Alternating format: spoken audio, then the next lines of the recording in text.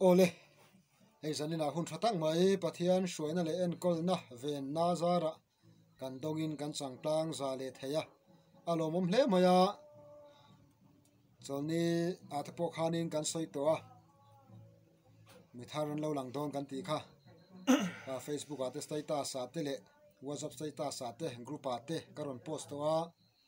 zanina hianin puram sil thang hena tangin pathian thu cha ngai thak kan tum don ani a an hena tangin testimony tele an hena pathian in puan na thu ate ngai thak kan tum le don ani zanina hian yang chuna chan chin ate po le tuna din hun ate po ani hena tangin kan ngai thatu kan ngai thai tu ra ngai la a tha ange ama sain pathian thu tang nung chiarin ngai thang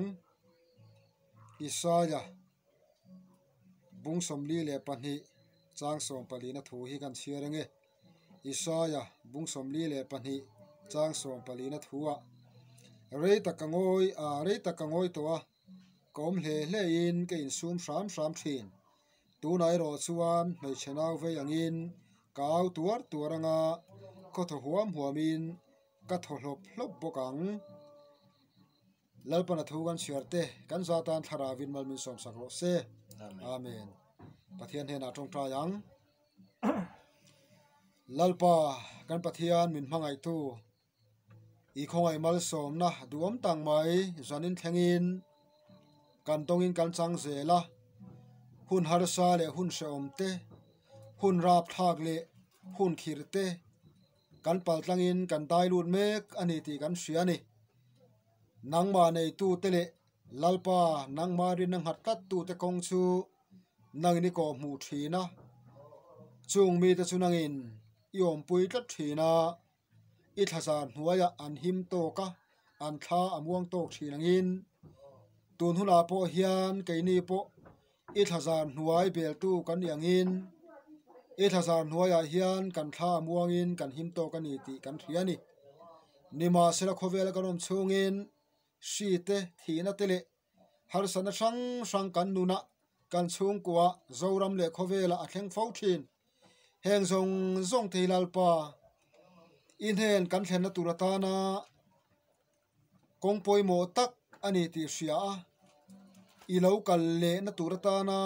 poimo tak hunom zia kan thia na turatana kan chunga thlengani ti khovelin kan thia thena turin kan thin lung ngai ton tharau taksa Krista Isua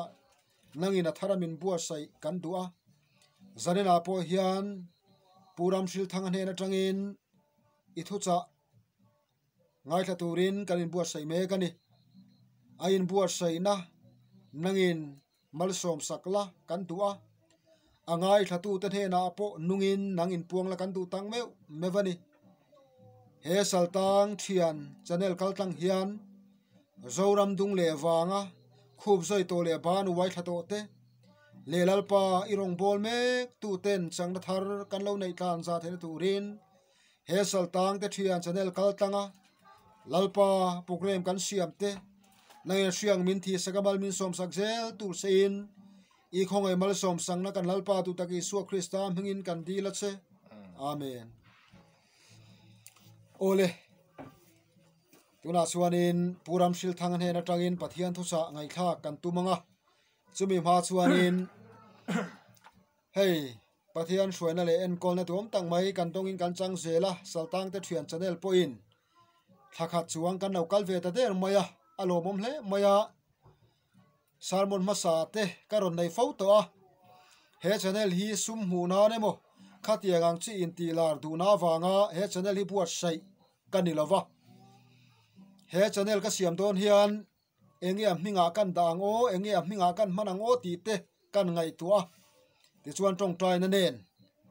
chulaya chuan ka thin lunga saltang te thian ti hi atlalian em maya lalpa min pek te po ka ti lo theilawa yang chuanin karil ru lalpa min ria saka ti chuanin saltang te thian channel te I kan siam chawa then khatin mingai hlu sake ema yang chuanin min lo ngai chang thup thina kalom hle maya thule hla mi tiangin thuril pui pui thu fing pui pui zuk hru tin zuk soi thin lo mai la zoram hi thu fing te le thurila tun huna hianin thatu ni la chuanin mithiam tam tak zorama hian kan chalu tin karinga ka be sei bokani ma se thuril le thu fing te phangin zoram hi tun huna hian kan har zo to lo nilovin thuril le thu fing pui pui mang poin tun huna hianin soi dang lamin kanom hlei thei kat lova hi apoi hle maya chowang chuan kan thlung na hi a hla lem lova a hnai hle maya thu fing tak le ril tak manga kai tho ngai po kan ni ri lovani chowang chuanin kan thona turte le bul kan tona ma kan son theina turata te hian mizo tong tele mizo tong vek hian a soifia thei veka chowang chuanin zanina hian thu fing pui pui a kha keni laka tang hi chuanin lo be sei lo ta ula pathian in fin le sian min pe kang tok zelin in zinga hian ti sa le tharawa changna thar kan nei theina turatan te le rong kan bol zel na turatana tangkai te he channel kal tang hian puan chho zel kan tum don ani yang chuanin he channel a hianin salmon rang rang ron chop chua tum ani a yang chuanin mi sang sang te kan han be chho ve zela yang chuanin milar tak tak te po he channel kal tang hianin anon la in lan tura te po ngai la a thange yang po ni sela zanina puram shil thang an hena tanga pathian tu cha kan ngai thak tur te ngai tha turin lawin buat seila lo so mila a thange ole hey zan ina testimony soina hun tha min patu pathian chu fakin nam sela amen ti chuan zan ina hian amasa in pathian le khabuthiang hlim korin thon khat korin bungthum chang som paru chiar ma sapotang masaberin ilo chiarang pathian in ni le pathian tharau nang ma niya a om rengti in hrelavem ni tu po in pathian in chu ati kholo chuan chu mi chu pathian in ati kholowang pathian in chu athiang hlim sia chu in chu nang ma ni in ni e tinia pathian le khabuthiang hlim kan chiarte helalpan kan zatan man min som sak thoro se hey thian pakima hianin ni e channel YouTube lama alo neya tichuan klinglo takin katlin lo na te angin min poma alo telveta che ti in miron soma kalom khop maya tichuan testimony hi soi ta ila tha in ka hria mi te angin tongkam te ka thiam lova tongkam bungrua te po kanga alo ani ti khamin min hriat sak masa ula tha in ka hria tichuan ni e hei mihring han lut chaudon mo maila mihring tung chho reng reng tlei rol nun mang chho reng reng hian in sual ti ve chin chak na thian te ti ang ti ve chak na hian kan khat tlang puya chutiang chuan in keima nge po no pan te ta tlei rol nun te han tem chho ve in kho ve la thian te an kom chho ve ti khan thian ka thang sual nge nia keima lampang dik lo na awang te po ani zokang chu ti chuan rui thei thil lama te kan han pen lut ve ti chin chak na chuan ka thin lung alo hne ve an ti chin chawa zu te an in chho ve zela ti khan chu tiang chuan kan za te po ni se tiang khan kan zu chho ve mo pa le khaden te ka ching chho ve ti chuan tlei rol nun le tlei rol nun kha tiang hun tha kha min siam tu pathian tan a hmang lovin ma ni hlim na le ma ni nom sakna umin kalo phi buin kalo phe buai ve hle to ani ti kha min hriat sak ula ti chuan ani e kan bible kan chiar angkhan pathian in he in hi pathian in ania he tleirol chu lim khan he Bible chang hian in karil ru hi alu ve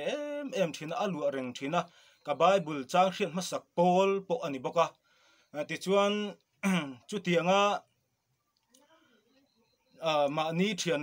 len rual te ne na hlim le loma khove la kan tlan lai te zan kho thim tai rek po thulova kan tlai var lai te chung te lai chung huna te po chuanin pathian mi hriat kan nia pathian in kan ni ti hi ka in hre thina ni chuta chuan mani in thiam lo na lian em mai hi chumi wang chuan ka neya he Bible chang hianin khovel taka han nun le han tlan chho zela po hi min in ti thlahungin ka in sum pha em thina amaro chu tiang ani lai kara chuanin keima asual min beitu tharau sual na min beina kha ka nei lo fo thina chak lo zo ka hen ka tang le thina amaro chu hunte alo kala in thiam lo na em mai chu tiang la then le rual te ne na rui thei thila kan tlana hlim ta kan la ya nu le pa te na khum lai zola min tong trai sakani ti po helawa khoi mun emo kiltin kiltang dapa ma ani hlim na kan lo zon ve thin lai te po chuanin nu le pa teng khum lai zola engtinge ka fa pa kha a omang tia khum lai zola an mit tui senga pathian min lo au sakna awanga kan lo dam kho chuate kiltin kiltanga ruya kan lo thek bok lai kara po nu le pa ten tong train pathian hena min lo dil sak thin ania ti chuan in thiam lo na em hi ka nei thina chu tianga rui thei thil ka ti lai te chuanin kanu hianin kanu le a thian te in kom na ti na te hi ka ngai thla thina ni a then le rual te hian nang chu mingi fa te inei thakop mai hei so rongan la bolova rui thei thil lama po an la tlan lova tia an min lo fakna tele kanuina ni tiro hei thiani ka fa te chuan in khove lampang te an la hoi lova tu na ri chuan amaro chu enge kan ni don zel hi ka hrelova ti in thian te ne na ti na hi ka beng hriata hen voi engmozat hi ka hriat thina wang hian chumi wang chuan ka thin lung hi in thiam lo na hlir in khata kanu na then le rual te zinga min lo faka nima sela chumi min fak na chuan keiro chu ka thin lunga trapa kanu khan then le rual te kara chuang em in afa pa te hreloin kan nun dan kanom dan zong hrelovin a then le rual te zinga chuan in ti thei nan min lo manga nima sela kanu hria lo kan thil ti ziate kanu le kan pa te hriat lova khoi mun ai mo sual kan lo vati na zong te kanu le pa te hriat lo hian kan lo vati thin ani chumi chu ka in thiam lo em kanun min lo fak thin ma se a then le rual te kara a fak ang nun ero kanai phasi lawa chu chuan in thiam lo na satak min pe a chu ti chuan thui takakal zela chu tiang chuanin mang ang le beidong em in nu le pa te bula po soi ngam lo thian te bula po ma ni nun kho har na ruak na chu phor chuak ngam si lo le thiam chuang si loin ma ni om dan po chu kan soi thiam ta chuang lo ani a chu tianga hun le ni te ka chiar ve zel ta ka chuan hun le ni te alo liam ve zela ti chuanin mani in ka beidong em thina ka khua a hara thian tenen zan khotai re khlengin bot te kanza te kanzu a bot te kan pena kan in choi kan in ti hlim mu pa chu tiang ani me lai po chuan kanu min fak na thin lung a kanu min fak na kha karil ru ka thin lung alo lang le thina chu ta chuan ke ma in thiam lo na bok in ka khat le thina ka thian te hlim lai chuan lal pa tharau thiang lim chuan min ron be le thina nang chu hetiang om tur in to lo sin ka fa pa ti in min ron be le thina ti chuan kanun chu ram hril thang enga tinge hetiang kong hi zo tur in lo sin inu le pa ten nan fak na chile an chuan na chika i hrilo vem ni ti in ka thin lungain thu aron sei non le on thina ka in chir thin ema nima sila chutiang nima ila chutiang chu nima sila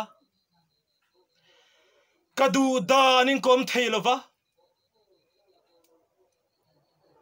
sitan thunun na nuai ka ommiau to awangin ka thilti rui thei thilti te kanza ka juk chin te zule sa ka lo ti thin na zong te keima lama tang chuan sim du viau po ni ila ka sim thei chuang tlat lawani chutiang chuanin sim ka du'a ngei ka du'a kanuna ta pai chua ka du'a khaminun khakal san wang ka chak thina ka khua ahar em thina chuti chuanin kan khua mual vum tlanga son thingpuaram ka chua ni te cafe ni khua ma nia cafe ni khua te hian lalpa ka pola bible te ka aka fura po ni sila polythene bible that takin hu theilo turin ka fu na ka tuama chuminun kalsan thei tur chuan lalpa arukin fian riala ka pol thina chutiang hun rei takaman nuwa pathian hi om talawa mi le o kati nuwa chuan lalpa o alo thenga nima se keima lama chuan hei theina alom chuang si lova chuti chuan na satakin ka beya tum khat ero chu ka tong trai kha adang tariau maya lalpa tharau thiang nim chuan ka thin lunga thu aron soi le a chuminia chuan ka bible ken chu ka ku a ka trap kamit tuitla a ka trap vong mai lalpa ka ngai chi ani itel lo chuan kanun hi eng ma ani lo he kanun ruak no kha na tur ta na hian nang chau hi ka thang chi ani ka ti a ka be dong ema ti chuan tlaya ka ho a ka thian ten bi san lo zu a chumi tlaya chuan voi thum chau ka paka atop nan ka ngei don to sia ka ti aka ril ru ina khatia ka zuk ve kha lekhami kha ka bis ka kan za zuk ngei mai kha lalpa tharau thiang lim khan na aron thoka ti chuan kha bis ka ngei theina turta na khan hlo na men lo chumin ron siam sakta a ti chuan chumi tlaya chuanin ruwa puivan on hi aron surdona darni borvel ania no pang school bang ban hun chhovel kha ania ti chuan ruwa puivan on kha aron sur phei muk maya chumi chum jing ron in zial phei la tup maya chuan ram huai hi an ron thok phei no mai hian ka mu a chuta chung ka tharau hi a hruai ngei don ni a ka hriat awang khan ka lungai ka mang ang ema ti ngai na reng ka selova be dong le mang ang in ka trapa chuta chuan ka naute ber school kal chu alo ho a ina alu chutu ma kan lo om lova ke om ber la then te na ko ma chuta chuan ka nau chu mang ang in le lama chuan trapa kan selova kan nau pang kan zinga no pang pakhat khan so usil inawa trapania tia chuta chun kamang ang maya kanau khathi tura khan kangaya chu launa kabis zuk chuan karuya launa miron siam ta ni chu chuti chuanin kanau kante bera chu kapom pheya ro sur no chung kavala aka vapoma khuma chuanin kamut puya a rizai zong kha kala khoma ti chuan ka tong trai tamol mol maya tu ma beng cheng su a beng cheng masale a beng cheng masa piang chu ka sa don cheu tin chem pui ka in chop run maya tu ma trik trak pon tingam lawa chu tiang chuan ania khamilai kalungai na le kamang anna ka be don na kha kanu le kapa te ne na ka then thei lawa then po ni la min nem thei don chuang lawa ka then rual min mangai tu te ni ka hriat ne na po soi po ni la min nem zo don chuang lawa chuta chuan lalpa ka vangai che em ka ti le ringota chu tiang chuan beidong le nun khor emin hun ka mang thina chumini tang chuan voi ini thleng mai hian lalpan min la shua ya lalpa shuai nan chu bi sata chu kalau chuak zalen ta a kha bis kang hei don khan lo na men lo min pe kha kum thum le achan ve ani a chu tiang chung zong khami hun chung zong khan lo na men lo hiam min tuam thina cho ka ei don po in ni se ka tong tra ya tui ka in don po in ni se ka tong tra ya eng kim mai ka ko chunga lu tur kha ka lo na tharau na min man to wang khan kanun na hi ka cha nang ti hlawin ka thin ani ti chuan in ril ru tong tra na nen cho ka eya chomal khat lek ka tong tra lo chon chomal khat lek ka hak ka thiang a tiang khan hlo na khan min tuam thin ani chu tiang chuan huna kal zela ti chuan chu bis ata chu bis chu ka heya ti khan kha bis boya ta kha kalo chuak zalena ti khan kalo zalen shet tuna ero chuan hei pathian khongai na le ompui na azara kasimta ngei ani chu ama kha chuan ka mihring na du da na kha chuan ka ngei thin thakhat te kum khat te po ka ngei thei ani mihring na tang ma se kha tiang hun chung reng khan kasim thei lo ani ni ma se lalpa tharau na min pol awang ero chuan vo in ni thleng mai hian kasimta ani ti chuan in chung chu katlei rol nun chowa ka hun man dan te ani a ti chuan nupui te kan han nei chawa nupui kan han nei chauve khan sang ni panga kum khan nupui kan nei chauve a ti chuan nupui kan nei chau khan hei mihring na chuan du thu sam te alo ama nupui fanau te kan nei nga ti in suang tu na kha kan nei ve thin ani nupui kan nei fa te kan nei huna chuan chu tiang kha tiang chuan kan amanga nupa lim tang kan amanga ka ti ve a nupui kan nei chuan rui thei thil zong ka simanga ka thil thalo ti zong ka simnga achan chu nupui nei la fanau ka nei chuanin ka fanau te tan pathatak ni hi ka tum turani ti hi karil rulian berle kalau suang tu thin le ka ngai tu ber thin hi ania ti chuan nupui kan han nei ve a kan in nei tang kum ni na a chuan sang ni paruk le sang ni pasari khan sang ni pasari le sang ni pariat kum khan tb kum zonin avea chumi tb kum khat aveina chuan lalpa thu hi kan ne na alo thlenga lalpa rong bola kalo chak em na thin te thu soi ve ka chak zong te thu lo thleng thin nima sele ke ma rama tanga ka ti ngam ngai si lo kha lalpan seiro min ti a chu ti chuan kanu pui mang chuan miron beita a kanu pui chu tb na na dam lo tangei maya le ka fapa he thu hi in khuwa yan seiro ti in lalpa chuan in ka thin lung miran kar tak maya ka khura tu ma mu lo hian ka khura ka trapa lalpa ka kal ngam lo ke lo midang tir mai ro ka ti a voi khana dam lo na chu kan tling ka thei maya ka tling ka thei maya ti lo chuan lalpa du da na kan lo chuan ka tling ka thei mai ni ma sila zonang mai khan lalpa na tum to chu tum ngar si midang kha lalpa mang mai ro he thu puang tur hian ke chu ka huai san na pan tling lawa ka thei na pon a phak hek lo ka thiam ka fin na pon a phak hek lo ti in ka phamar zunga pathian ne na khan chu ti chuan sang ni pasari kum kha alo ralta mi zong kan pui chu thitura boral tura hian an ngaya nima sela chu mi huna chuan keima lama chuan lalpa tharau thiang lim chuan ka fapa he in ne na ka thu soi hi in khuwa soiro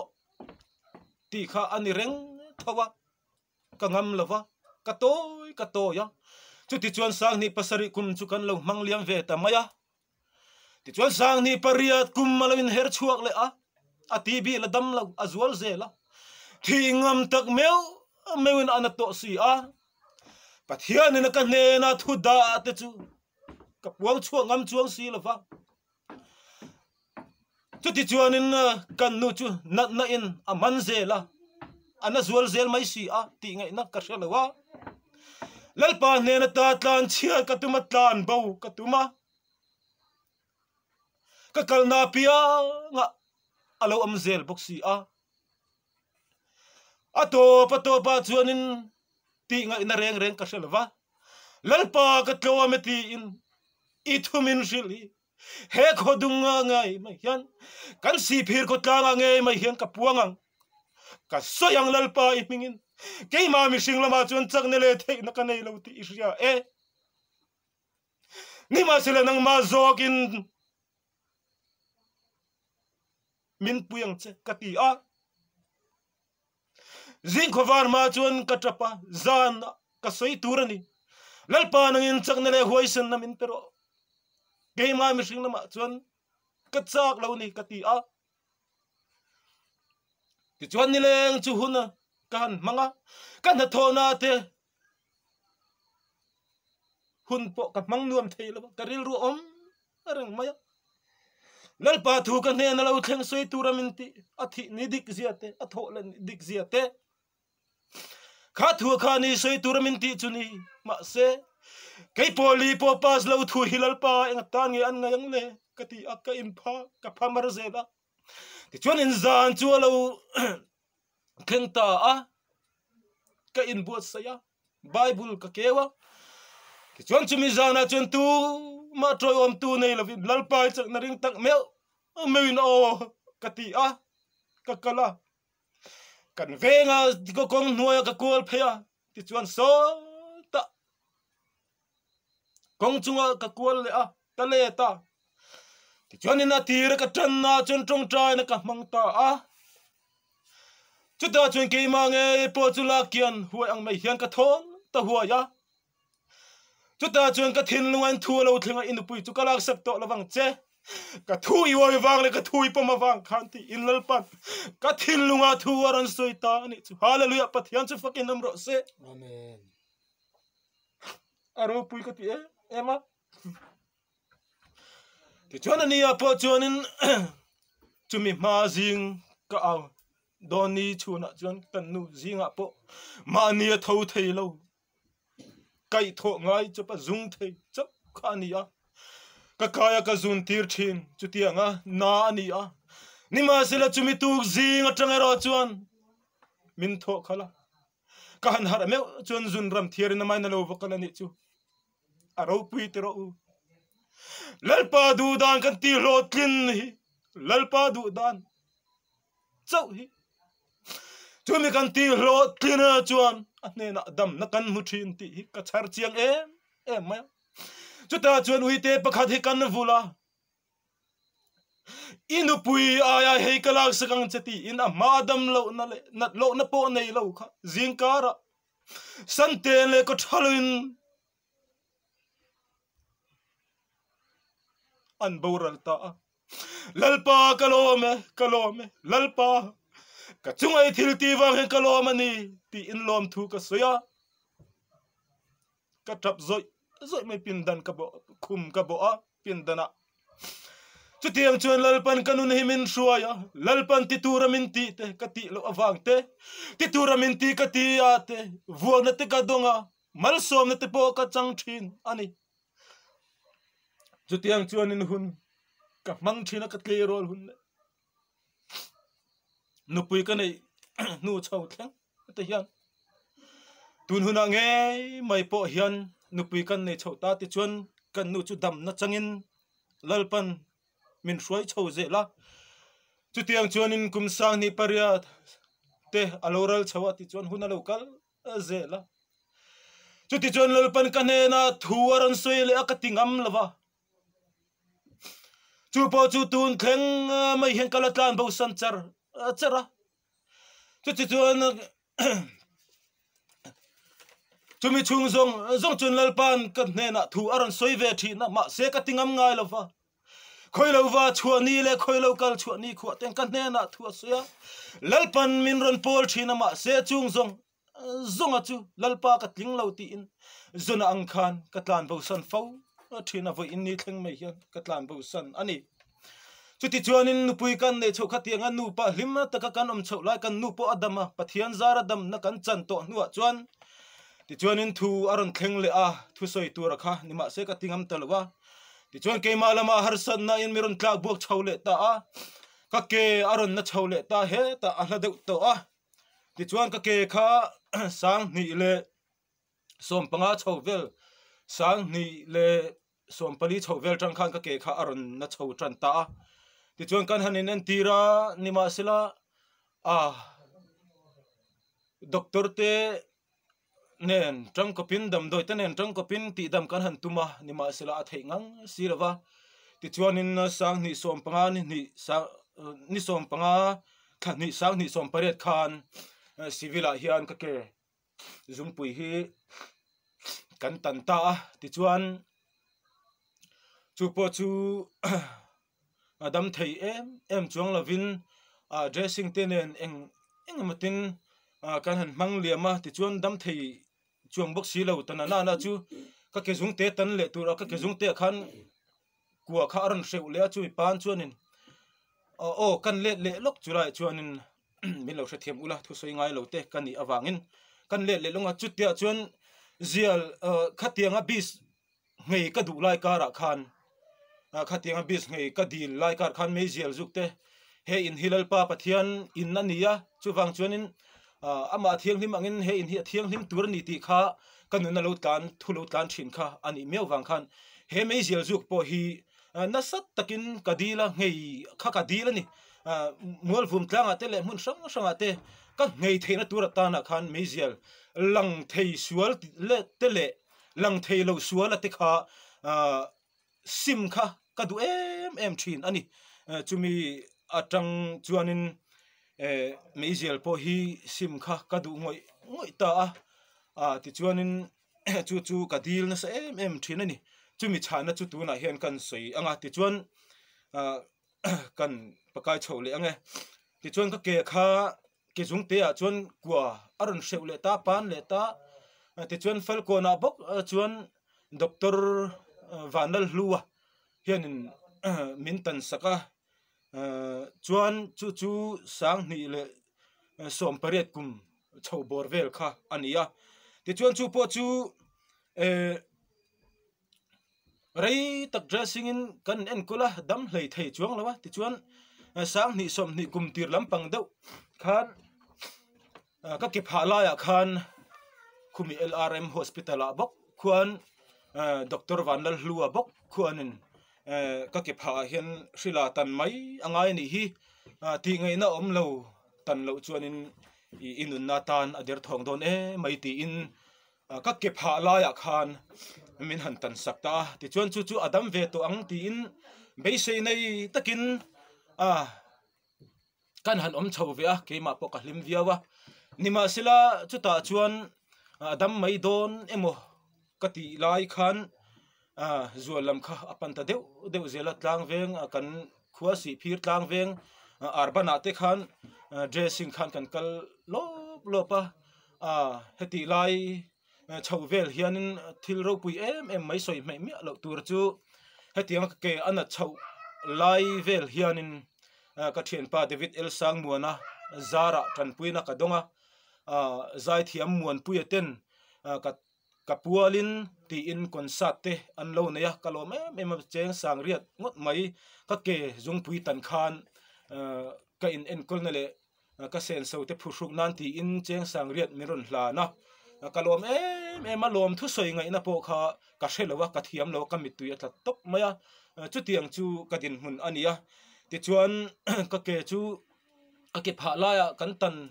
lai po hian ka ke pha lai ta kan han tan ta ding lampang hi ania ti chuanin chumi tan ma chuanin ro pui ka ti em mai chu si phir kan khua po hian ka zot thina mitam takate hi pathian mal som na pathian ompui na pathian mel ka mu na sat zia te hi kalom me ma chung te po chu ka sei thin ani ti chuan ka ke chu kan han tan ta heti lai tak hian thil ro pui tak mei dur tlanga ka om lai chuanin ka tong ta a pathian mel ka mu a lalpan a mel min mu tira ti chuan dur tlanga chuan ka ke tan turin voi khatna ka ke tan non le tur khan ka ke phar ka ke rek vela tan tur khan min ti a ta chuan dur tlanga kan valuta lockdown lai kha ani awang khan ni kum khan lockdown lai kha ania ta chuanin doctor ortho doctor le medicine doctor kha anin niala o kan lu tir kan soi photange amak thin mange ti chuan kan han lu ta dur tlanga chuan ta chuanin nurse pakhat hianin kapu atia oya katia enge ni katia tunge inom na bil hi pedon atia sister nu chuan ka shelo kapi kha engma kan nei lova task force hoin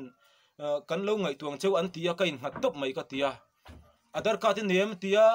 nei lowe ka tia chu tiang kha tiang atia hei enge dam do in bil theina an tiang chi te pokha in nem min tia min nei lowe ka ti zela a boi kha ke lova om ve phot mai te wa tia ta chuanin ko om na bil dam do in ko om na bil la chu kan lu ni la atang chuan eng ting nge niang o ka ti kamang hi ang em maya khuma chuan ko ama na de angalan langin puan kasina lalpa he eng ting nge ni don khovel kan nom sak ve tur zong na theina tur zong thil engma kan ti ve si lova ikuta karon tulu top mai ni nangin remin ruat sakang che katia katong traya bathroom ate kalu hian katong trai thina hedam doi in omna bil hilal pa nang min pe ang che ke chon ni ka nei lo ve isia katia katong traya ti chuan ama khop mai lalpa na tho hi lalpa hian mi te alo nga hle mai katia ti chuanin cheng sang ni chau nein dur tlanga chun kan han oma kalman kha kan choi lo tax for ho khan min da ani wang khan dam doi eng mo te kha le chopalo ngaya cheng sang ni te chu mani thil e chak ilo fashion le nan te kan han mang via amaro chut kan chua don ni a chuan kamang ang le zuala zan nak tu ga chuak don taila zan in anga chuan lung ngai na hli khen ka khat da ani lalpa eng tinge ni don he nak tu ga kan chuak don si a katia kamang hi a ang ema ta chuan lalpan ka thin lunga hian ka fapa lungai ma ta che ti hian miran bia ni tu miran be tu om ang mai hian fia tak hian aron thenga ta chuanin kalungai kamang ang thau ka ring hlel ani kha o kha ka ring hlel ani le chuti chuan cho alo huna cho po tui thei to alo ta chuanin le lalpan akan khua tlangwal pakhat ne na chuan a ming tar lang lo mai la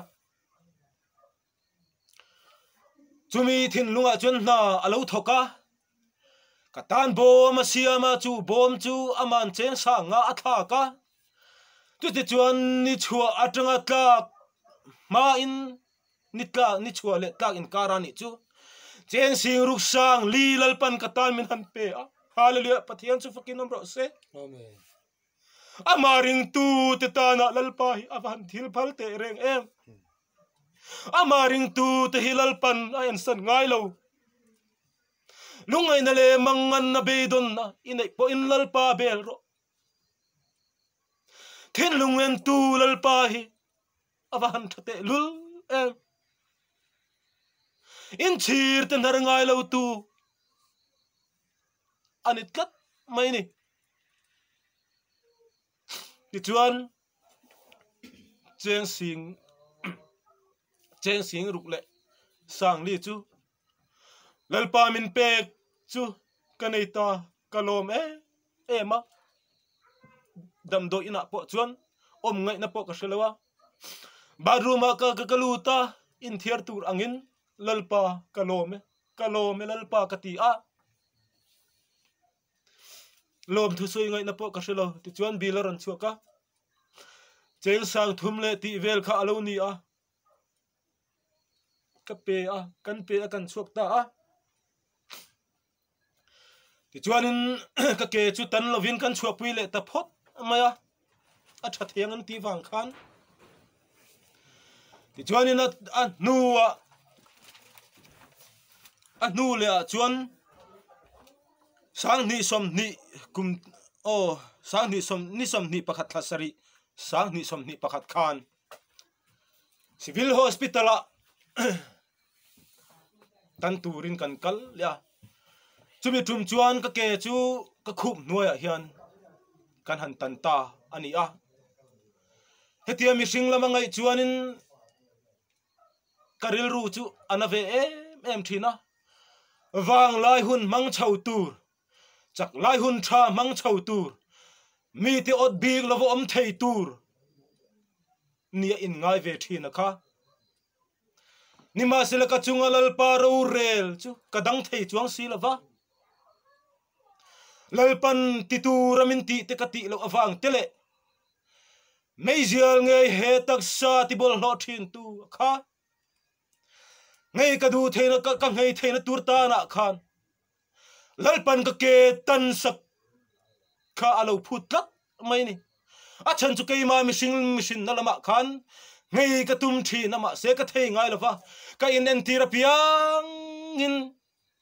izial zuk wang ani hi hero anti zela nima sila kala har chuak theilo lalpa ne na kalau dil lalpa heng kataksa ti bol lo tu pon lam lalan da na sual bol lo zong minti fa sak ro tia kalau di la kha hei hi ani acha na ani ti in kalau la har chuak thei chuang silava ti chuan kain an tir na zong a khani zial zuk wang ani hi anti zel si akakal na pia nga hian tu ma hian min oi sak ngai lo ani a oi om lo em ya ti vek hi chan na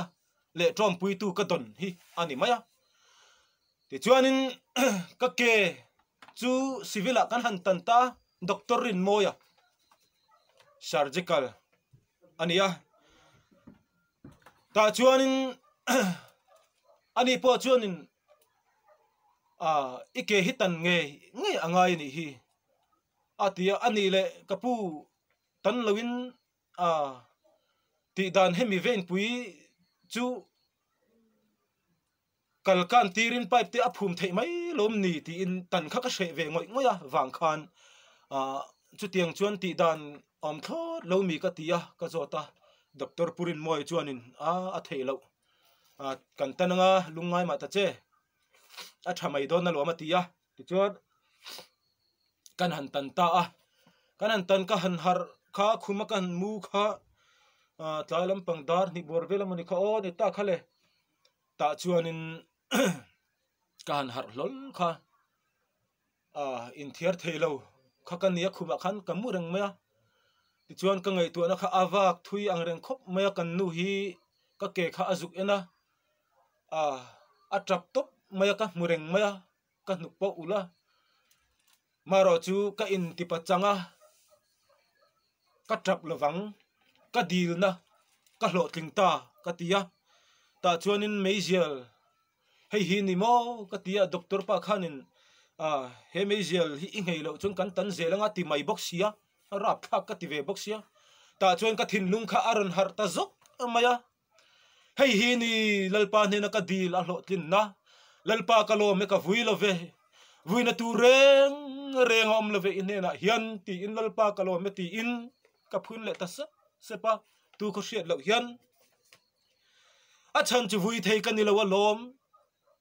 keima mi hring na atanga ka taksa ti bol lo tu te ka pai chua thei lo khalal pan min pai chua sang na tur ta na khan he ka ketan hi angai miau mai si a khati lo kha chun ka sim thei box si lo ka hei thei box si lo ani chu wang chuan ka ke chu tanin alom ta ti chuan heti lai kara hian heng tiang chung hian pathian khong en le mangai na mal som na ka dong na sa ema kan veng atang veng sang atang te WhatsApp group 10 khat atang te FB lampang thian atang te po in ni sila ti khan tran pui na ka dong na sa ema lalpan min om pui ka tilo thei lova chumi ni wang chuan voi in ni thleng hian ka lom na hi ala na sa lalpa hin ka lom zela ti chuanin hun le ni te ti hian chu tiang ang chuan kan chiar chho ve zel ania ti chuan chung zong ta chu kan ne na lalpa thu soi te le lalpa impu na ka chan chin te ani a ti chuan hei kan khua ngei atang te po hian thil pek tam tak tas for atang te veng chung atang te hian mal som na ka dong na se em a chiar sen lo khop ani ti chuanin bible chang kan chiar lok nge top lampang te pon nei don taila thu soi hi ka thiam lo khop maya chu wang nia rong bola wa chu te po ka chak thin amar chu thu soi tong kam hi ka thiam lo a in mi hria thiam na po kan dil chani bible chang Timothea chiar lok tiang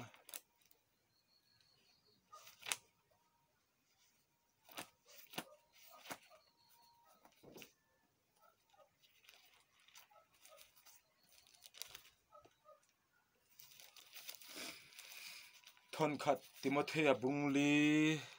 chang som pathum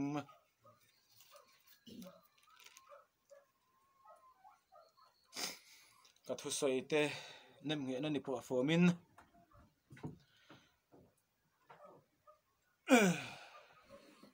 thon khat Timothea bungli chang som pali tang hian lo chiarang nang ma om thil pe shil lok anga upa ho te kut ngata pathianin ani tir chakha tha tham su mi zong ne na isot na alan theinan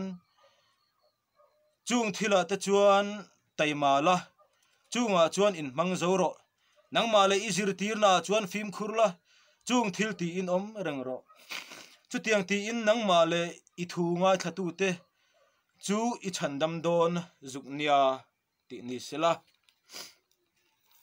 pakha chiar lang thon khat thon ni Timothea bung khat na tang hian bung khat na chang ru ka tang hian I lo chiar le ang chu wang ka kut nga awanga pathian thil pe nang ma om kha chem al turin ka hret pui chi ani pathian in hlona tharau min pelwa thil ti theina le mangai na le ril fel tak nei na tharau min pezok si a chu ti chuan kan lalpa thu hriat tir chu za pui su la ke ama mi tang po hi mi za pui hek su ang che kan pathian thu chiar te lalpan kan za tan mal min som sak thoro se amen kha ania kan le lok nga thu sei thiam lo ti taka chu tianga nupui kan nei hlim chho vel chuan sual hian min be na sa em maya mei chelama te po nupui nei to hnuin ka tlan ani chu tianga mang ang le beidong em chuan bongko na thu sei turin ka kala lalpan thu sei ro min ti a chu sei turin ka kala ti chuan ka zuk soya ka ho ve maya anua chuan thu sei turin min ti le a ka kal le a khur bop khup in khong bop chungin thiam lo em main ka zuk soya ta chuan chuminia chuanin thu sei tu pakhat bok hi a ming kha zo na chang reng kha ka lo hre talawa ti chuan ke ma kha buai na khan mer nang ta ka hlau thong le ta em maya ke ma hlo thon na oma kha aron chuak le niang chu ka ti maya ta chuanin khumi bongkon bazar opposite a khuanin tarmit dor kha om thina chuta chun ka tlan lu roi maya tingai na ka hrelowa ka om dan po kha eng tin nge ka om po kha ka hrelo ni kamang hi ang em maya ata chuanin nu pakhat kha dor nga kha lo oma ka pi ka tia tlangwal atia tlangwal nga tinge iwa mangan mel em ve min lo tia ni e ka pi ka zep lo ka tia api dewa khanin tlema wa fal de kom kar de kha a oma ta chuan ka kalut phei rok ka local te ka tia tuna hen min tong trai ro ka tia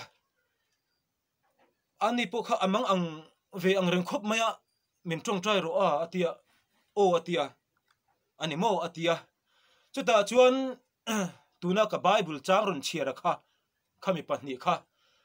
thon khat Timothea bung khat chang ruk na le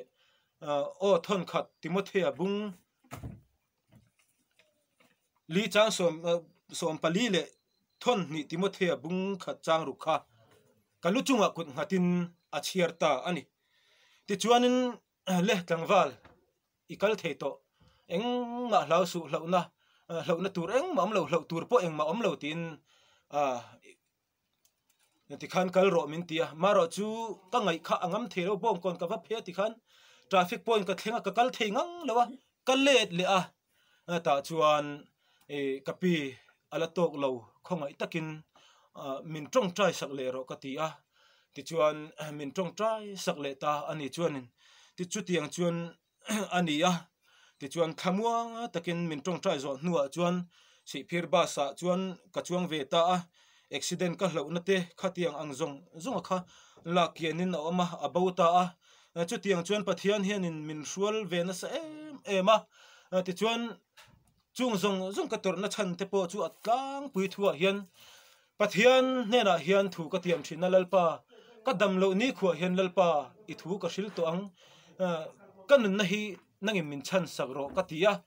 za ngai la kanun na hi min zu sakla I rong chau hi ka bol tong ti in kalo tiam thina ma se chu tiang chu kan ngai lova ti hian na ka mop zela chu tiang wang chuan voitam tak vuak na te po ka donga voitam tak malsom na po min pe a mel po min mu tir thin ani ni ma sela ke hi lulul tak mai kan ni a ma ni bon tu sual ne lo hi kan ni a chak lo hi kan ni zel thina chu wang chuan khatiang nun hun lai zong khan lungai na le mang an le pathian ngai na hian ka dut hi atui hal na se em thina ama po ka pol na sa ka aw na sa chu tiang zong ne tur chuan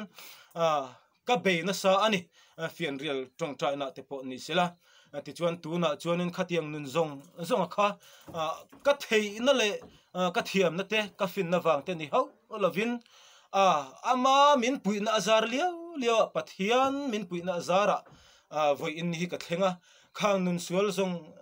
zong lungai na tele mang an na zong te ka lo tlan sana chu tiang chun lalpan hlim na im min thuama tuna po kan nu pa hlim takin mangai pathianin mal min soma ama du tak tu thin lung en tu chu ani wangin lalpan min en san lova ti chuan tuna heti khop hian hei tian ka oma ma ni du na po thok thei to lovin ka omani nima sela mangai tu tun thleng mai hian min pe khoi lama tanga lo kal nge ti po hriat lo hian tran puina alo kal thina ma ni lok po khan ka mamo ai zola tang khan welding machine ka mamo ve me ka izon na tur tan ti in ka ngai tu buai thina ti khan kan han engtinga ka nei veng ka tia ti khan ka buai ka philia amaro chu ahun taka tlai ngai lo pathian na chea ka izon na tur chu ti khan lalpan khu ta ai zol lama tang tu tenge an ni po ka hriat lo ti khan meron pele topa khatiang kha ani chu tiang chuan lalpa du lo zong lo tan thin tele lalpa laka in thiam lo ngoi asal tang me te po in omang ti karinga he ka thusoi lo ngai tha tun din mun me ka po sual eng angin nge abo buai ya sual eng angange tanga rui thei thil kong sanga eng ang takang nge ta tange ini chutianga ita na wang chuan voi innia in tilungai su la lalpa laka in thachung lawin ama chu bel zok la ama tlan lut zok la ti chuan ama I tlan lu rual chon lalpan apuyang che nima sila chutiang nilovin ke ni chumo ngai dam tlak po kan to lo ti in kan pel he ama tlan lut na chang kan shelo in chira pan tur kan ni zok la hian in chiring kan pan thin lova kan thil ti sual chu kan thin lunga aliana chumi wang chun lalpa ngai dam tlak lowa kanin ruat na hian kan tlan bo san zela kan bo san zela hian atopa chuanin tu ma donson thelo khopaten omle bol lo ti khan kan tom na chu alung che thak em thina zel bang zu te alo ni ti khanin then om te tu te emo po khanina mu tui tang lo khop khan kan lo om thin ani chu wang chuan in chir dan dik taka in chira lalpa khongai takin he ka sual na zong min ngai dam ro ti lalpa ne na kan tluk lu chuan lalpan he kan sual na kan selta na ata hi min la chuak ngal the ni ti hi kan hriat a tha hle in ka hria chu wang chuan zanina kan thu soite lo ngai tha in omani chuan sual boya in lo tang ani po in mihring kan ni a tan thei ani a edik thei po ani nima sela in chir na dika in chira ama atlan lu in thin lung in chir taka in chir hi apoi mo berti kha karon seidu chu ania chung ta chu ni sela kan zawai tan lalpan kan thu soite mal min son sak thau ro se amen kan tong trai nge hallelujah lalpa chung nung ber kan pathian min mangai tu lalpa wang lai nun tu po ina kan man thin na lalpa chu nu na sual na le lalpa thil thalo sang kan lo ti thin na ti awanga kanin kil toi na awanga nangma kan bo san zel na che awanga lungai na kan kha na ruwa te lalpa kan pathian du tak min mangai tu chung huna chuan imi ompui na le mi kai hruai na dong thei lo khopa ma ni kanom na zong kanin kil toi na zong te chu lalpa atharin kan ril ru nang malam kan lo mana nang malam lalpa kan ril ru te alo thar theina tur ta na lalpa nang man min ompuila ti chuan zanina hian lalpa zanin hun kan man zong te pau ikut ro puya kan ron hlan non le a ti chuan lalpa he hun kan man hi khongai takin angai thatu te thin lunga nangin chinungin tu la lalpa suala ka tang zong te chan chuan na man ruata nangin mangnon leng che heng hi suala ka min tlan chuak tu i swimming thiang himin lom thu soi ching kan dir che amen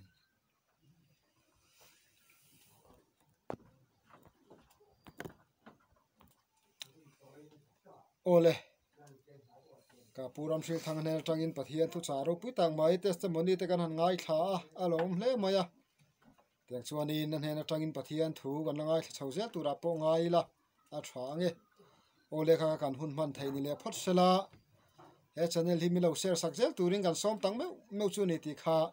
kan soinon le duani ngai thatu zong te ti sa le tharawa lalpanin zawa in mal som le vek chawro se amen